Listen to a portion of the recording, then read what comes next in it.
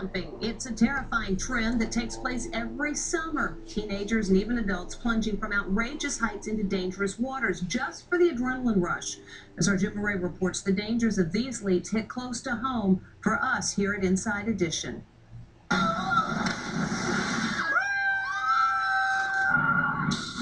Videos of death-defying leaps are all over the internet. Go! Every summer, dozens of risk-takers jump, flip, and dive off sky-high bridges and cliffs into dangerous waters below.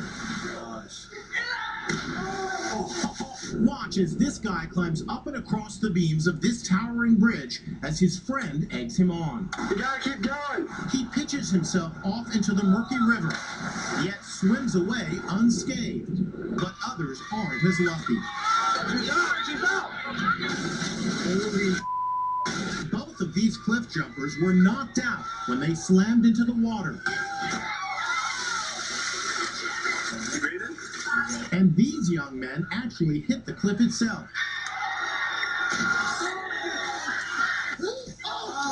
Is he okay?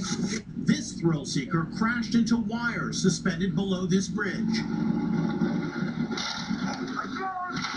But too often, these reckless jumps end with tragic consequences. The moment I jumped, my entire life changed.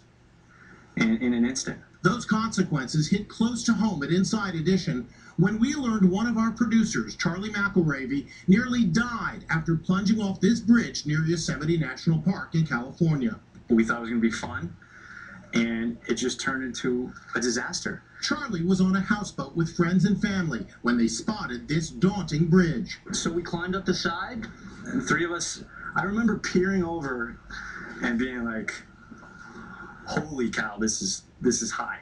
It stands nearly 100 feet high, but they jumped anyway. This picture was snapped just seconds before Charlie slammed into the water below.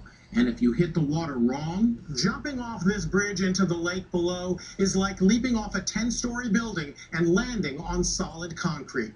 As soon as I made contact with the water, I knew something was instantly wrong. I couldn't feel anything below my waist. It was just like this giant shock. And I came up. Luckily, I got to the surface, and I was screaming. I was, help, help. While the others landed with no problem, Charlie shattered a vertebrae on impact. His back broken, doctors told him he may never walk again. Having to try to process those words, there are no words to express that. It was the lowest I've ever been. A team of surgeons had to remove one of his ribs to access his almost severed spinal cord.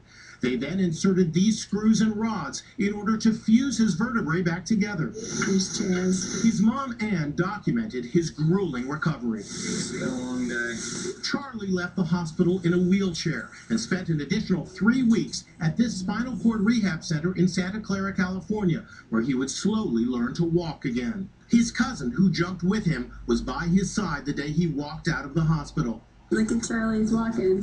But his recovery didn't end there. Okay, Chad, you gotta do that again. Charlie was transferred to the Rehab Institute of Michigan, where he spent another 2 full months practicing his walking while encased in this plastic turtle shell. He's lucky he's not fully paralyzed. And he's lucky to be alive, for sure. New York City chiropractor Dr. Craig Jacobs is one of the many doctors that continues to oversee Charlie's care. One action has led to consequences that last a lifetime. You have to really stop and think, is it really worth it?